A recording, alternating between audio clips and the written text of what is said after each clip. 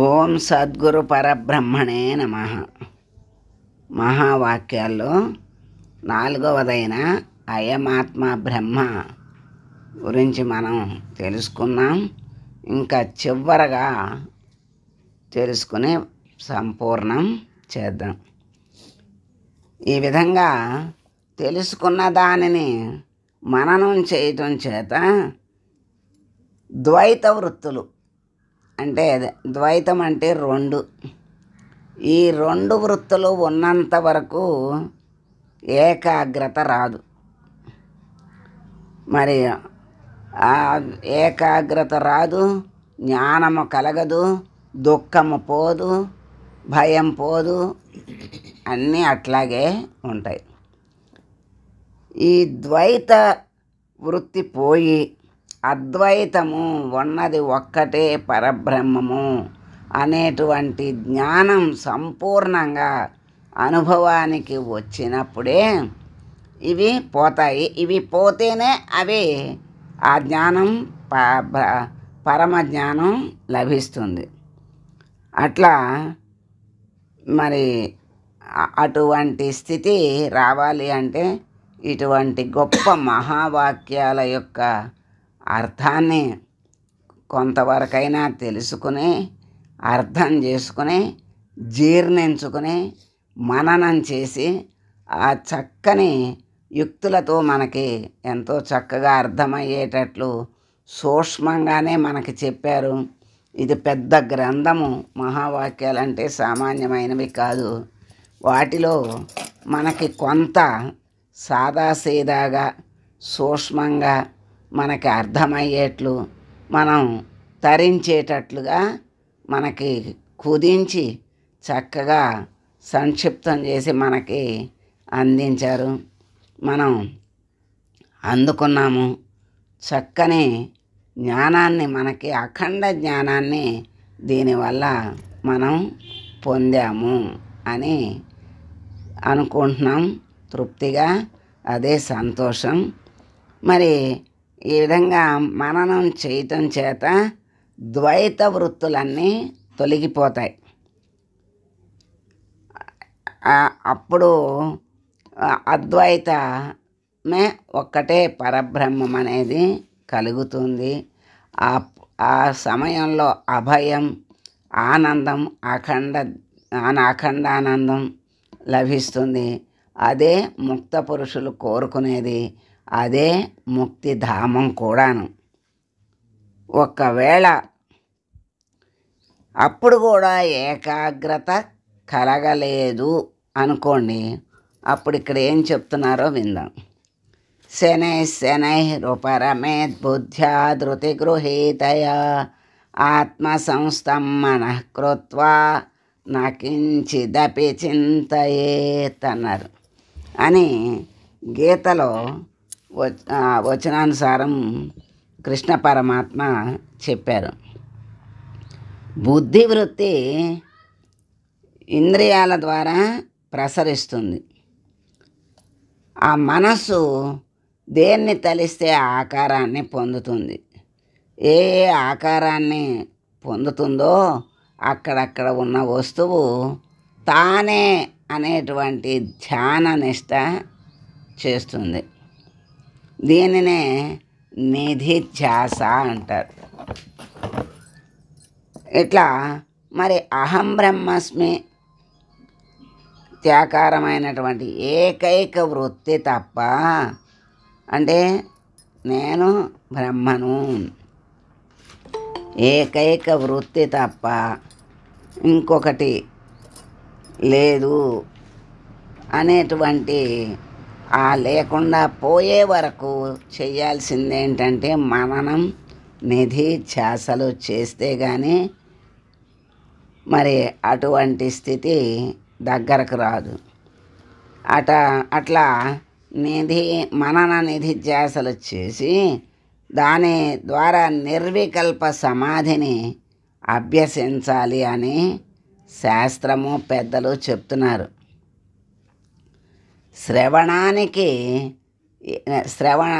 శ్రవణం మననం నిధిధ్యాసలు చెప్తున్నారు కదా, దానికి స్థాయిలు ఎలా ఎప్పుడు ఎంత చెయ్యాలి అనేది ఇక్కడ మనకు చెప్తున్నారు. శ్రవణానికి 100 రెట్లు మననం చెయ్యాలి. అంటే ఒక్కసారి మనం విన్నాం, ఆ విన్నదాన్ని 100 సార్లు మనం మననం చేస్తే అప్పుడు దాని యొక్క ఫలితం మనకి లభిస్తుంది. తర్వాత మననానికి 1,00,000 రెట్లు నిధిధ్యాస. మన మనసులో నిలిచిపోవాలి అంటే ఒక్కసారి 2 సార్లు 100 సార్లు 1000 సార్లు అంటే నిలవదు. శాశ్వతంగా నిలవాలి అంటే 1,00,000 రెట్లు దాన్ని మనసులో నిధి ధ్యాస అంటే నిధి కంటే ధ్యాసకి అనంత రెట్లు చెప్పారు. నిర్వికల్ప సమాధి అభ్యసించాలనేటువంటి కోరిక ఉన్నవాళ్ళు శ్రవణ మనన నిధి ధ్యాసల్ని ఈ స్థాయిలో పాటించాలి.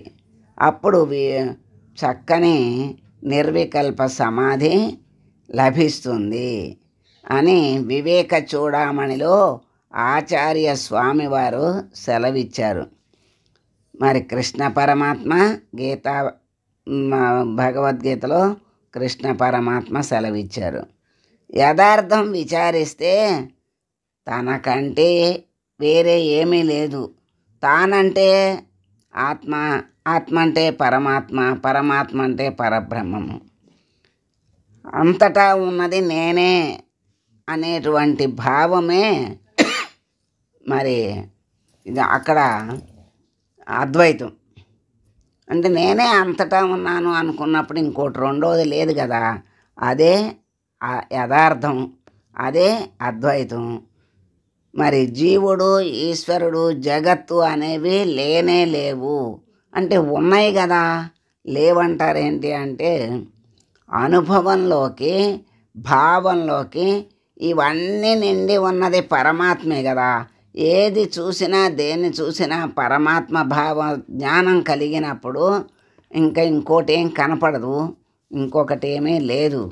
అయినా వాళ్ళ కార్యక్రమాలు వాళ్ళు చేస్తూ ఉంటారు. అంతటి యోగులైన జ్ఞానులైన అన్ని కార్యక్రమాలు చేస్తూ ఉంటారు. భావం అందుకే సృష్టి మారదు, దృష్టి మారాలి అంటారు. దృష్టి మారిన వాడే మరి ముక్తిని పొందుతాడు. అందుకని ఇక్కడ మా జీవేశ్వర జగత్తులు అనేవి లేవు. ఇటువంటి అనుభవంలోని వాడు ఇంద్రియాలు వ్యవహరిస్తున్నట్లుగా కనపడినా వాళ్ళు అన్నీ చెప్తారు. మరి అన్ని పనులు చేస్తూనే ఉన్నారుగా అనుకుంటారు చూసేవాళ్ళు. అన్ని పనులు చేస్తున్నా వాళ్ళ భావం పరబ్రహ్మ మీదే ఉంటుంది. అదే జ్ఞానము, అదే యోగి లక్షణం. వాళ్ళు నిర్వికల్ప సమాధిలోనే ఉండి ఈ పనులన్నీ కూడా చేస్తారు. యా ఉదరమంతరం కురుతే అధతస్య భయం భవతి అనే శృతిని అనుసరించి ఏ స్వల్ప భేదం కొంచెం అంటే ఒక్కటే కాదు అని ఏ కొంచెం పక్కకొచ్చి రెండోదిగా కనపడినా భయమే మిగులుతుంది, దుఃఖమే మిగులుతుంది. అది ద్వైతమే అవుతుంది. అంటే సర్వభేదరహితుడే ముక్తుడు. ఎక్కడ భేదం అనేది లేనివాడే ముక్తుడు. కానీ ఏ కొంచెం ఎక్కడ దాకా చివరి దాకా వచ్చి ఏ కొంచెంతో బెసిగినా వాడు ముక్తుడు కాదు. మళ్ళీ భయపడతాడు, భయంలోకి వెళ్ళిపోతాడు. ద్వైతం ఎప్పుడైతే వచ్చిందో అప్పుడు భయము, దుఃఖము, బాధ అన్నీ చుట్టుముట్టేస్తాయి. ఎప్పుడైతే అద్వైతంలో ఒక్కటే ఉన్నది, అంతటా నేనే, అదే నేను, అదే పరబ్రహ్మము అని ఎన్ని పనులు చేసినా, ఎన్ని కార్యక్రమాలు చేసినా భావం పరబ్రహ్మ ఒక్కటే, చేసేది ఆయనే, చేయించేది అంతటా ఉన్నది ఆ పరబ్రహ్మమే అని సర్వభేదాలు పోయి ఒక్కటే అనేటువంటి భావం ఉన్నవాడే ముక్తుడు. ఇటువంటి వాడు వాసనాత్రయ రహితుడై ఉంటాడు. నిర్వికల్ప సమాధి స్థితుడై జ్ఞాన జ్ఞాని దృష్టిలో సర్వ లో అంటే అక్కడ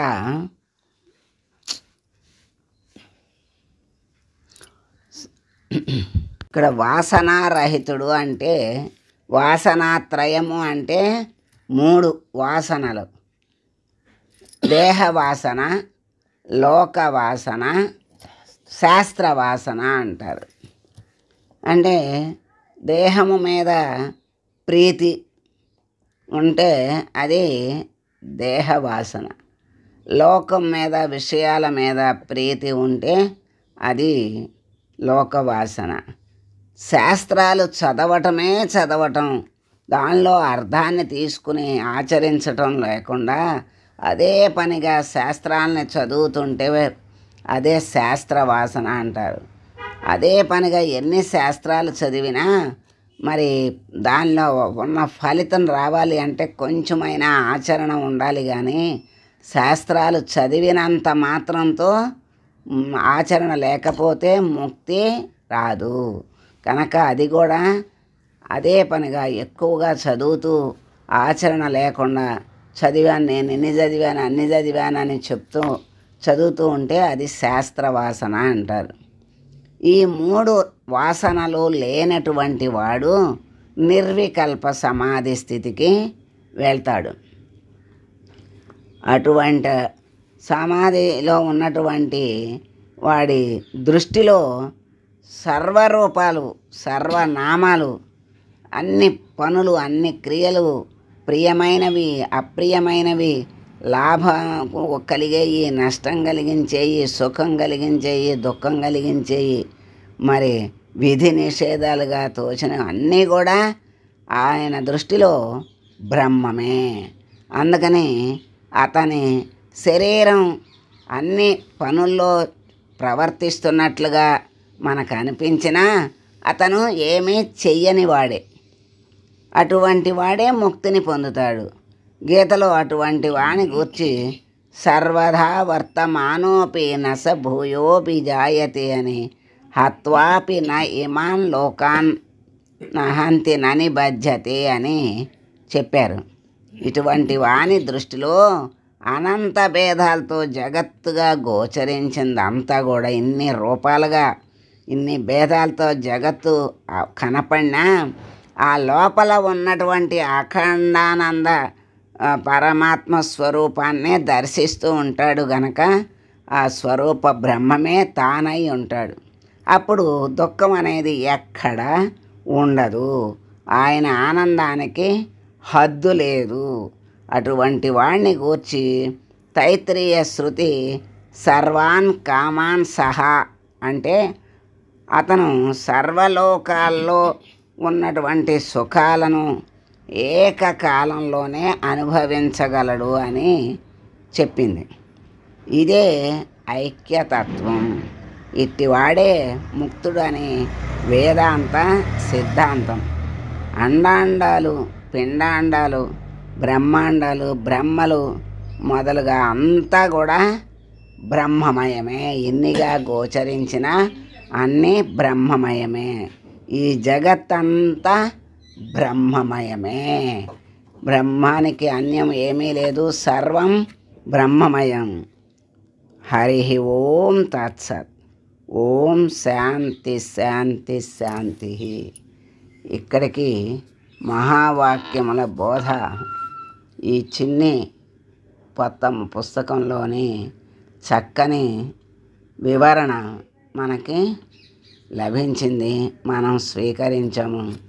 దానిని మననం చేసి నిధిధ్యాసలు ఆచరించి ముక్తులు కావాలని కోరుకుంటూ ఈ పుస్తకాన్ని మరి ముద్రింపజేసిన సరస్వతి గారి ఆశయం కూడా అదే.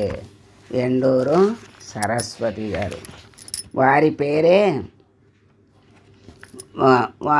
గురునామం ఏమిటి అంటే చిదానంద సరస్వతి అని గురువులు పెట్టిన నామం చిదానంద సరస్వతి గారు. వారి యొక్క అనుగ్రహంతో, దయతో మనం ఈ పుస్తకాన్ని పొందాము. దాన్ని మనం సంక్షిప్తంగా చక్కగా మనకి తేలికగా అందుకునేటట్లుగా మనకు అందించారు. అందుకున్నాం, తరించాము. ఆమెకు నమస్కారాలు చేసుకుందాం. పరమాత్మకు అనేక కోటి నమస్కారాలు చేసుకుంటూ ఓం శ్రీ మాత్రే నమః.